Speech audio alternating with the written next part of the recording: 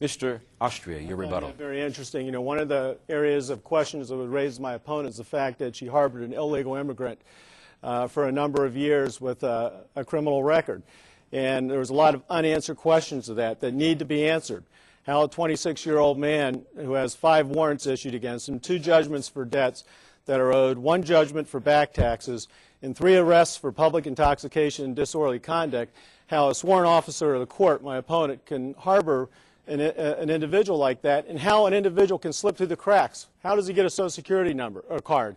How does he owe back taxes to the state of Ohio? These are questions that need to be answered. Let's turn now to Tracy again for our 9th question. It's for Ms. Newhart. Tracy? Ms. Newhart, there are about 1.2 million uninsured Ohioans, about 11% of the population. The vast majority of the uninsured are working families. What would you do to get more Ohioans insured and provide better access to quality health care? Tracy, the first thing I want to do is to talk a little bit about this illegal immigrant that I'm supposed to be harboring.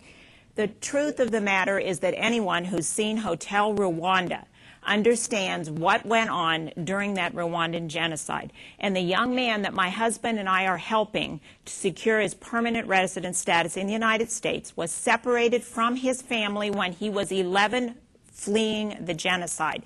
He is in this country legally. There's a federal magistrate who's already recommended that the Immigration Service reopen his case and admit him into this country. And what we've seen in this, for Steve Austria to make a victim of genocide a victim again for his own political purposes is wrong. If you want to come after me, you come after me. Just don't make an innocent young man a victim again.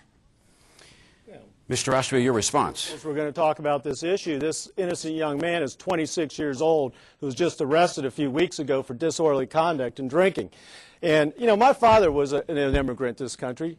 He followed the laws and became a legal immigrant and has lived the American dream. There are laws in this country. And we encourage immigrants to come to this country and enjoy the American dream and that opportunity. But there are laws that we have to follow. No one is above the law. No one has a right to be harboring an illegal immigrant or an illegal alien after they've been denied asylum. And I think there's questions that need to be answered. And how does an individual like that get a Social Security card, a Social Security number? Why does an individual like that owe the state of Ohio back taxes? I think these are questions and fair questions that need to be answered by my opponent. She continues to dodge those questions. You know, I feel very sorry for this individual's personal situation, but this is poor judgment on my opponent's behalf, in my opinion. Ms. Newhart, your rebuttal. This young man is not in this country illegally. He came into this country, requested asylum. He got a Social Security number when his case was pending and when he was entitled to work.